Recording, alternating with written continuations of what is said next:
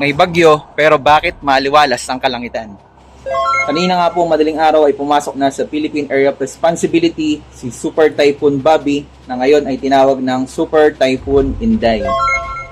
Huli itong namataan sa layong 1,405 kilometers east of Northern Luzon at taglay pa rin ito ang lakas ng hangin abot sa 185 kilometers per hour malapit sa gitna at 230 kilometers per hour na gustiness.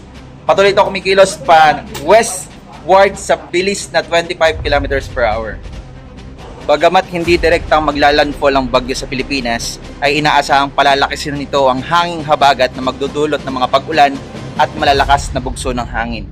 Kaya pinapayuan pa rin ang lahat na makinig sa lokal na pamahalaan, lalong-lalo na sa MDRMO Mariveles para sa mga susunod pang updates.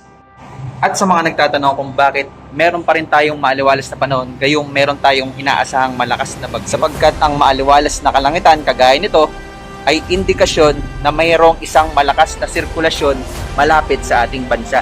Kung kaya't hinihigop nito ang mga kaulapan na nagdudulot kung bakit direktang tumatama ang sinag ng araw sa ating lugar. Yan po ang latest tungkol sa ating lagay ng panahon.